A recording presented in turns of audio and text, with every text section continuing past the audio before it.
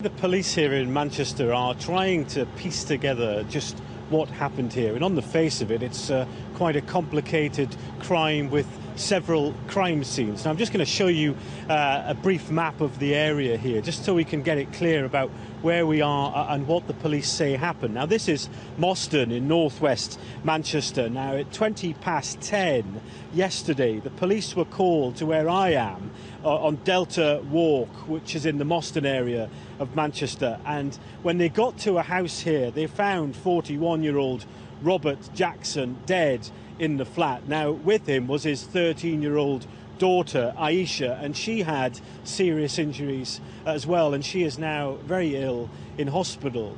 But a few hours later, not far from here in Harper Hay, the police were called to Watfield Walk, which, as I say, is not very far. Now, a man had threatened a car owner with a knife and then carjacked and stole that car, and when he was spotted by police, he then crashed into the side of a pub. Now, when the police got him out the car, he too had stab wounds, and he also had very serious injuries as a result of that crash, and he too died.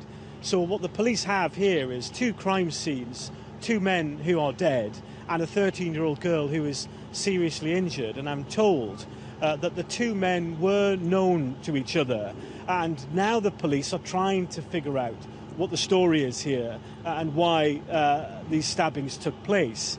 But this area is very built up. It's a busy estate here in Moston, and I've been talking to neighbours here who knew Mr. Jackson and his daughter, and one woman in particular, Claire Calvert. This is what she told me. He was the nicest bloke you'd ever meet. You know, he'd bend over backwards to help anybody. Wouldn't have hurt a fly. And his daughter? Oh, she was lovely. She was lovely. She used to play with my kids in the summer when she was younger.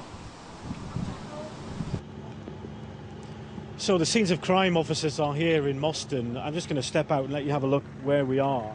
Just beyond the police tape, beyond the police cars, and you can see a blue tent just in the distance there, and a scene of crime officer. That's the house where the stabbing took place, and that is where Mr. Jackson and his daughter were found. So an enormous amount of investigation and forensic and evidence gathering needs to be done there. But the police say they are not looking for anyone else in connection with these stabbings. They are pretty sure that the two men involved were the only men involved. But clearly this 13-year-old girl, Alicia, is very ill in hospital with stab wounds, and that will be the priority now, to make sure she survives, that she pulls through, and police officers, when it is appropriate, will want to interview her, because she will clearly have critical information about what she saw and the events that played out. But a very complicated crime scene and a very complicated investigation for Greater Manchester Police to pick through, and they say they are in the early stages. But what we know is 41-year-old Robert Jackson was stabbed in this house. His 13-year-old daughter, Alicia, must have seen something.